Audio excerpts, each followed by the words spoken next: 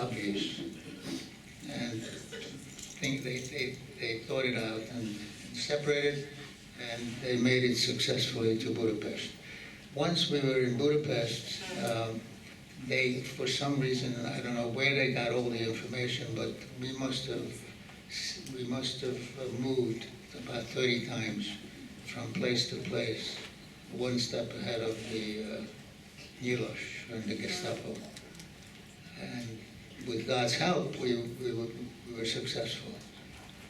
2 o'clock in the morning. 2 o'clock in the morning. An 8-year-old boy, a 7-year-old boy, and a 1-year-old boy climb over the fence. Over the wall. Over the wall. Do you remember how you felt? Well, how would I feel? How would I feel? I didn't know what was going on to begin with, and nobody told me about it, and nobody did tell me ever. My parents never mentioned anything, even after the war, about the war and about the situation. My parents did not talk about it. My uncles, whoever was around, did not talk. Nobody talked about it. My grandmother did not talk about it. This is only, and even I would say, I didn't talk about it. My brothers didn't talk about anything about it. It was not ignored, but just helplessness. You didn't know what you could say to what was going on. So now you went to 30 different places, hiding places. About 30 different places, hiding places, right.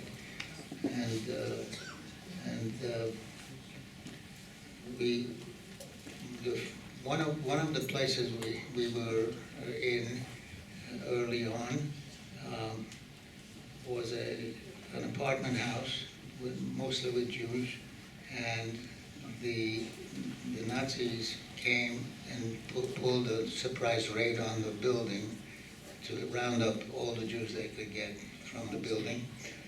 We were in an empty apartment. It was empty, no furniture, nothing. And the door to the room where we were was right behind the front door when you opened it.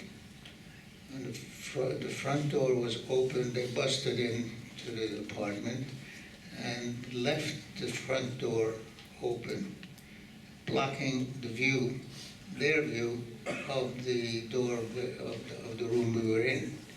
And Baruch Hashem, that saved us.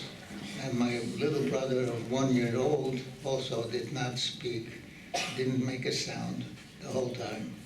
And then they left.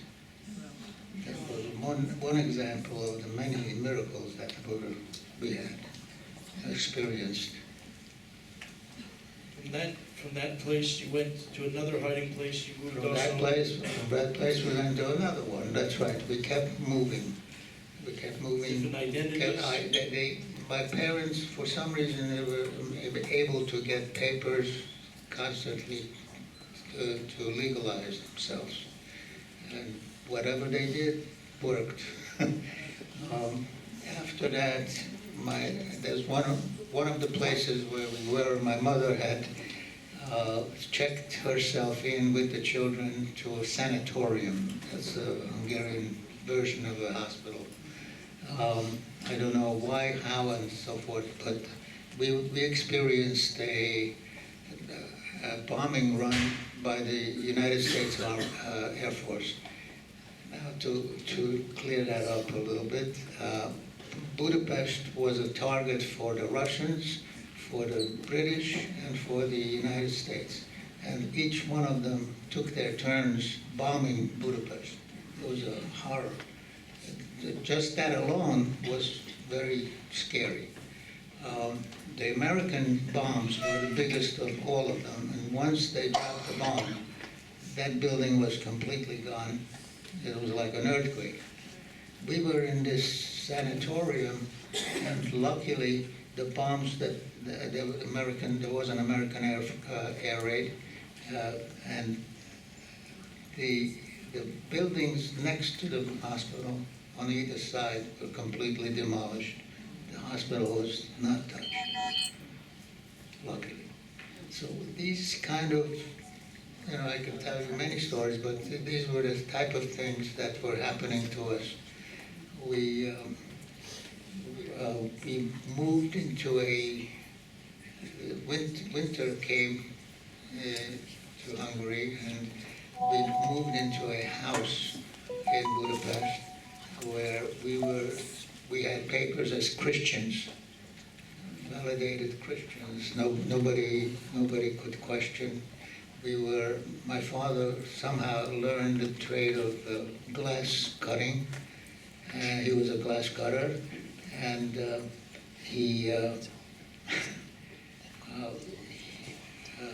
we even had a Christmas tree in this house because that was the season.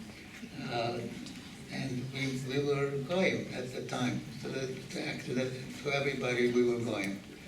And we were able to stay in that house a little longer than we stayed in the other places. But the Russian army was closing in on Hungary from the east. This house we were in was in the northeast of Budapest, and the artillery fire from the Russians were coming closer and closer to Budapest. And I guess my parents decided it was unsafe to stay there. We walked from this house to, everybody must have heard about the name of Raoul Wallenberg. He was the Swedish diplomat in Hungary, and this man was an angel. He invented a Schutzpass, which was a document that the bearer of this document, that said the bearer of this document is under the protection of the Swedish crown. So the Germans and the Hungarians respected that as under international law, so to speak. But so we had to walk from this house to avoid getting hit by Russian artillery. And we walked through Budapest to the embassy, the Swedish embassy, which was a building that faced one of the 8 bridges across the Danube, and was an escape route for the Germans. So the Germans were very upset when the Russians took that building, the Swedish embassy. The Russians had a novel way of fighting a war. This was new to everybody. What they did was, instead of fighting on the streets and outdoors, they blew their way through walls in the basements from building to building, and they took the buildings from below. Where were you at this and point? We were in the building housing the Swedish embassy. That building itself, the Swedish embassy, before the Russians came, was a haven for Jews, and there were hundreds of Jews that Wallenberg was housing there in the basement. It was a very big basement.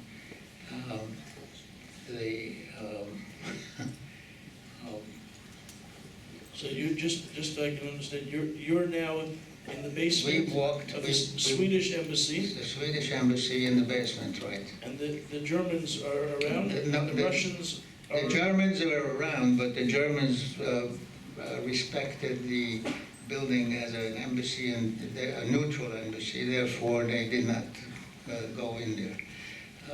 The Russians, when they came, they busted their way through the basement and took the building, but they didn't realize it was an embassy, and they probably wouldn't have cared anyway.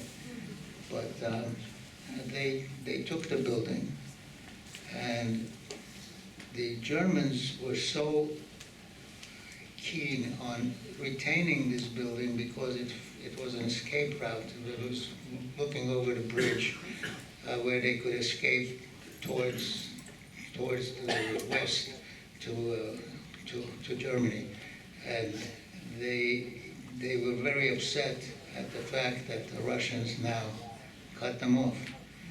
So they counterattacked and actually won the building back. And just to show you what the Nazis were,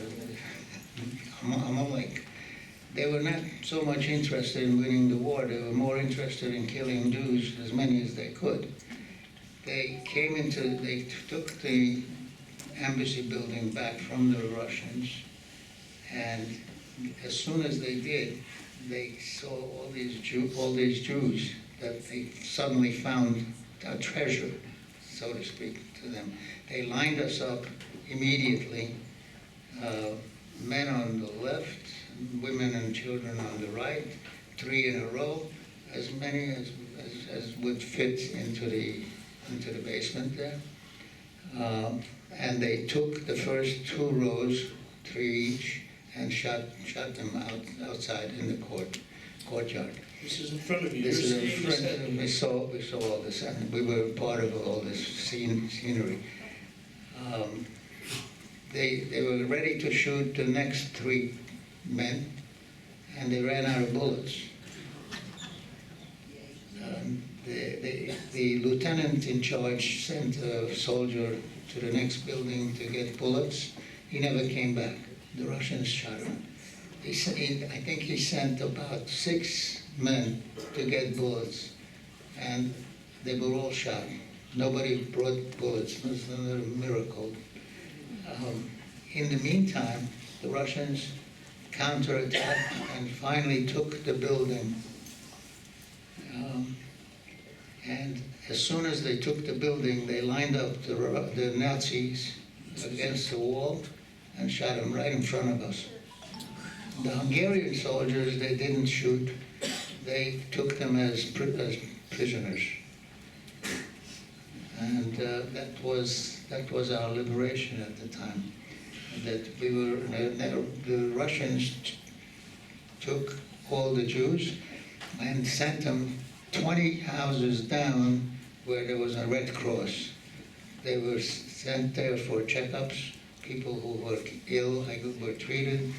People who were healthy were left to go free. And this basically is the story. Now, it continues because we weren't in Budapest, we weren't at home. It was all strange, we lived in a different place. Our house and our business was in Nyíregyháza, which is the city we lived in. And, can I interrupt you? Sure. A question, sorry. Can you remind, I thought you went after the liberation back to the house in northeast Budapest. Okay, right, you're right. So there was a slight omission here. The Russians took Budapest and took all the food they could find. There was starvation in the city. The people who were liberated, whoever they were, including Jews, were scrounging around trying to find food. Some of the people broke into bakeries, or they broke into other stores that might have food. And my father saw one group that broke into a Stummer's candy manufacturer, and he brought home a huge block of chocolate, bitter chocolate. Bitter meaning bitter, not an ounce of sugar in it. And that's what we had to eat for a few days. But then you went to the house, right? Now, you were hiding. at this time, while we were trying to figure out what's next, we remembered that that house that we abandoned to the Russians had a pantry, and it was full of food.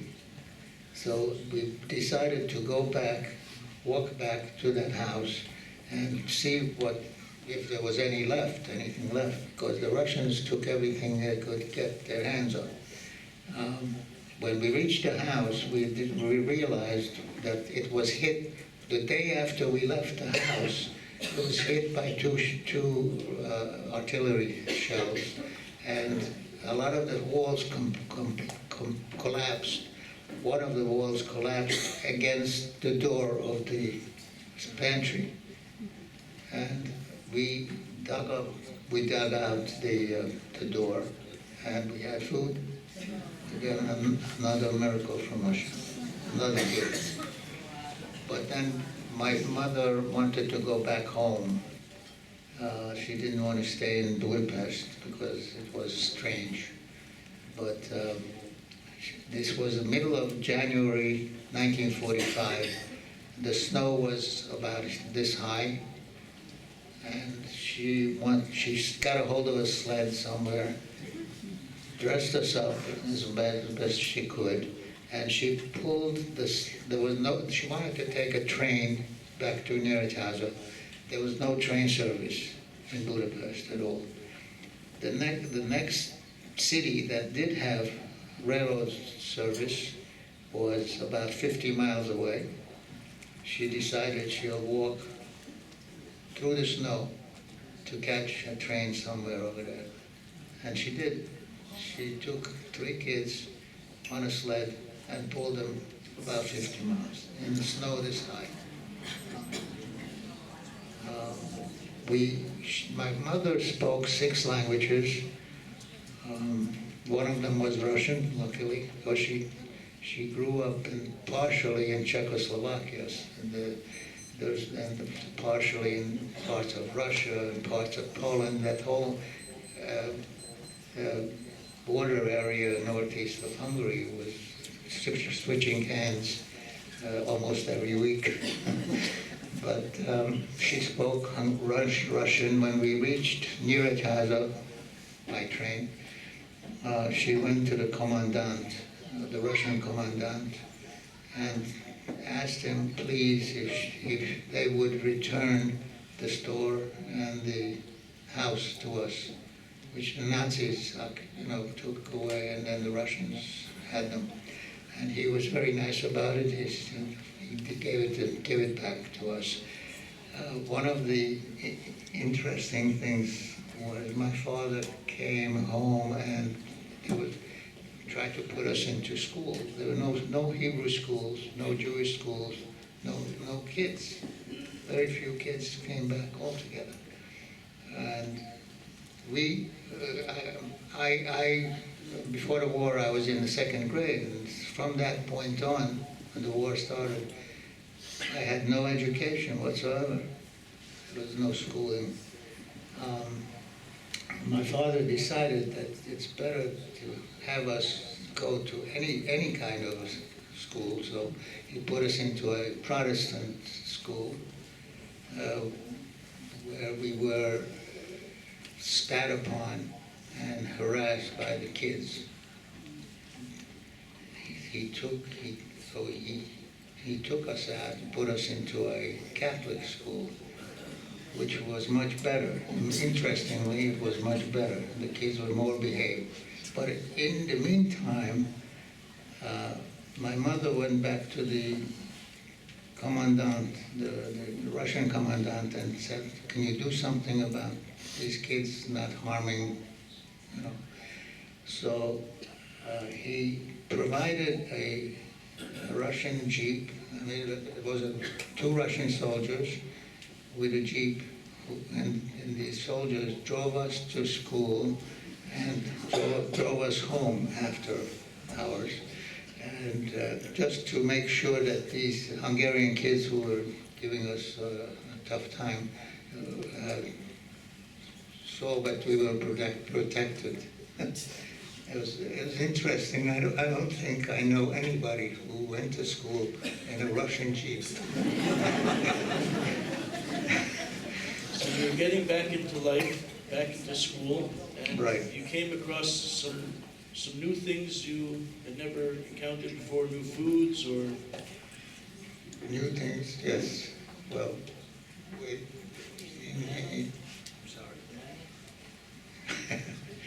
Okay, you remember that, okay. After the war, we got back into normal living, more or less, and then somebody on the street that my parents knew brought some bananas and oranges and offered me one, and I looked at it. I said, I never saw a banana in my life. So I bit into it with the skin on, not knowing any better. But basically, for 3 years, things were relatively normal. My father had a business. The Communist Party took over Hungarian government. They were after my father as a bourgeois. And, they demanded money from him. He said, and he told them where to go. But it didn't sit well with the communists at all. So They didn't like that. they didn't like that part. So what happened was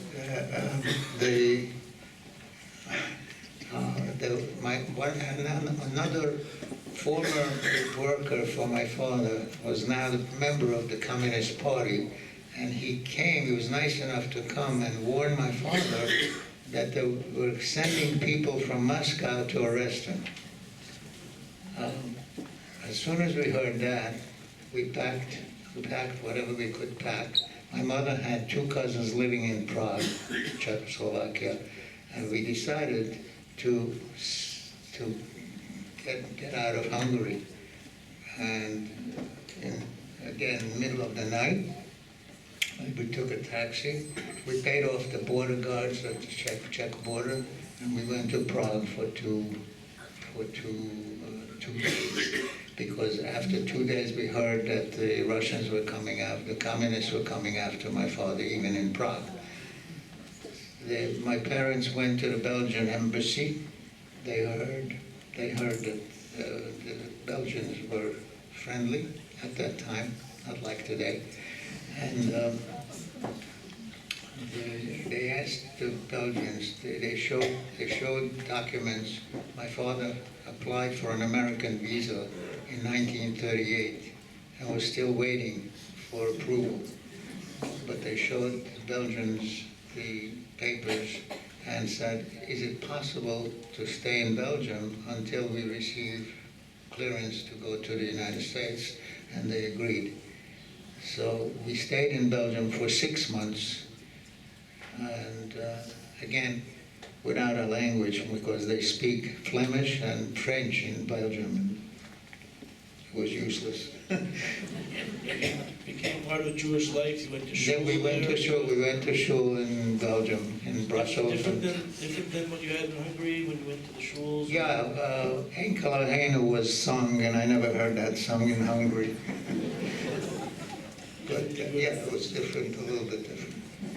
We stayed 3 months in Brussels and 3 months in Antwerp. And I learned Yiddish very quickly. But no, that's basically... 1938, your father applied for a visa to America, and he gets it when?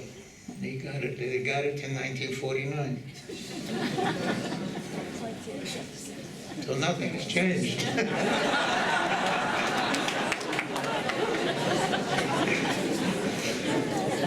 1949, you made your way to America? 1949, we went by train from Belgium to France, to Cherbourg, and took a ship from there to New York. And then it was a tough life in New York too, because we had to learn the language, we had to learn different customs, different things, everything was different. And it took a while to get adjusted. How old are you when you arrived there? Okay, I arrived in New York 4 months before my bar mitzvah. So it was very interesting that we davened at the shtibel of the Sasava Rov, on the west side of Manhattan. And there was another family whose son was going to be bar mitzvah the same Shabbos, as I was. They were nice enough to split the Haftorah, half and half. But basically, my father put us into yeshivas. That's where I learned how to put on tefillin and things like that. And we adapted. My father in Belgium made business contacts with Jews in Brussels, where there was a tremendous shortage of ballpoint pens and nylon hosiery. And there was a big demand in Europe. And when they heard that my father was going to New York, they said, please see if you can ship us some of these things.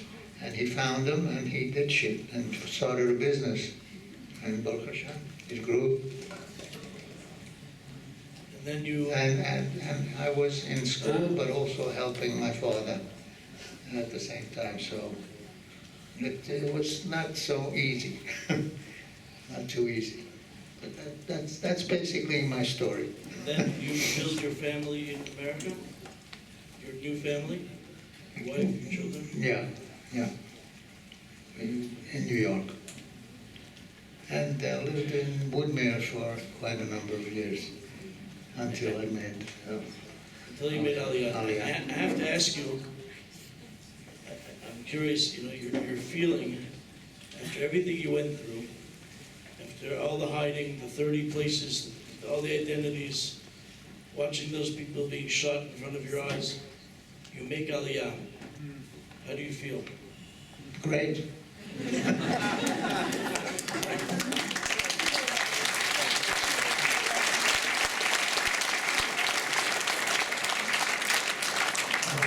Not only did I feel great, but I convinced my son to come to make Aliyah from LA, and I'm trying to work on my brothers. Why is it so important? I'm sorry? Why is it important that Am Yisrael... Am Yisrael has a home now. The children, grandchildren, great-grandchildren of my family is sort of my revenge against Hitler. That's all I can say. Baruch Hashem, we're here.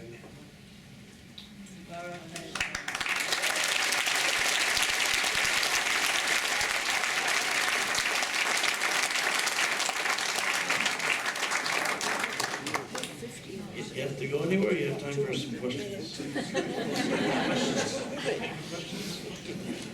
You have a question? Yes, I would like to know which language did you speak at home? Which language did you speak at home? Hungarian. My parents still prefer to be talked to in Hungarian, although they both learned English, but it was still a foreign language. But Hungarian stuck until they were alive. We used Hungarian in the house. One of the themes of tonight we put out there is to tell our children. So we'll ask to see if some of the children have any questions. Is it okay? Okay, sure. You said that your father has worked in the police department or something like that, and he got you a ride. I'm sorry. You said your father got you a ride because you were a member of... Oh, he got a ride to Budapest because he was a lieutenant in the Jewish brigade, work brigade. What is that exactly? How did it... That they if took the Nazis were there, how did it still... No, the Hungarian government had set up work brigades, people who were Jewish, who had to work a very hard job. All the dirty jobs that they gave to Jews. And he was one of the people who was in charge of some of the other Jews, but it was only a, how should I say, what's the word, I can't think of it, but it was a phony kind of a thing. Because he was able to get, he had a uniform, he was able to get rides to Budapest because of that. But I don't get the Nazis shut that down. The Nazis were interested in getting as many Jews as they could. they didn't bother with individual people usually. That was left to the Hungarians. Does your two brothers and like the year old, they remember all the rules and stuff, or you guys told them? Do your two brothers who were younger, do they remember? My older brother, who is only a year and a half younger, remembers because the baby only learned about it from our conversations. How many languages do you know and which? How many languages do you speak? Which are they? I speak Yiddish, Hungarian, and English, and I'm trying to learn Hebrew.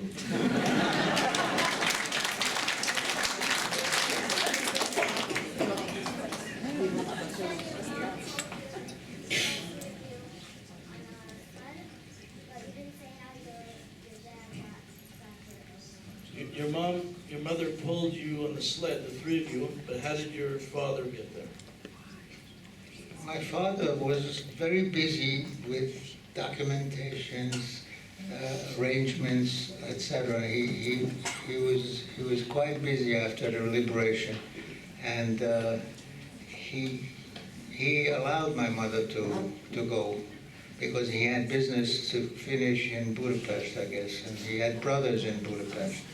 But my mother was insisting on going back, and she was willing to take that difficult route. You said that your father was trying to escape from not being arrested. So how did he escape?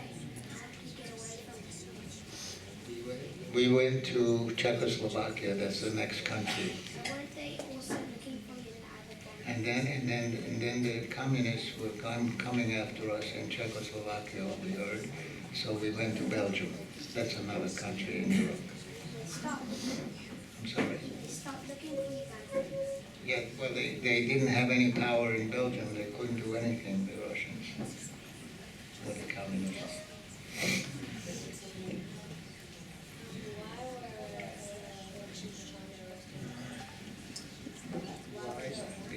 Because the Why communists... were the Russians, just so people hear the question, why were the Russians looking to find your father? My father was a businessman, and the Communist Party hated businessmen. It was against their philosophy, and whoever had a business was an enemy of the Communist Party. Liaison? I know that people might be interested, George, in how your family came to Auschwitz, how your father came to Auschwitz during the war. What did you have to eat? How did your father eat during the war? My father lived on boiled potatoes and hard-boiled eggs. That's it. Why? Kashrus. Even in all the difficult conditions, the hiding. And the hiding and everything else, he stuck to that. It was probably also the only food that was available sometimes for him. We'll try to wrap up. One more question? Yes? During those 4.5 or so years until you arrived in America, were you ever exposed to, have a chance to be exposed to any living mitzvahs, to anything, to Pesach Seder, to Shabbos, to Shabbat, to anything? Was it available anywhere? When he was in hiding? Absolutely. Like you had to restart everything. During hiding or after you're talking about? That whole period. That whole period, were you exposed to mitzvot, Torah, or observance during that? It was very difficult to keep all the mitzvahs and circumstances, and it was difficult. And Coming to New York wasn't much better because we had to adapt to a higher level of education, and we both, my brother and I, missed a lot of years of education, so took time.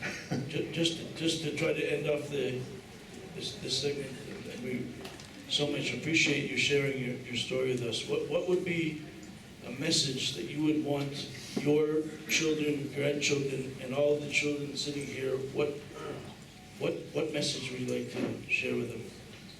Message is that basically the Holocaust was so shocking to so many people that very few people really talked about it. I think the message would be here, what we're doing tonight is the best thing, that to educate the youngsters about what could happen. And now with the rise of anti-Semitism in the world, it's more important than ever. So I would like to, I know probably people have many more questions, but I'd like to stop at this point and say maybe just one word of thanks to you. A personal thanks and a thank you from everybody for sharing your story.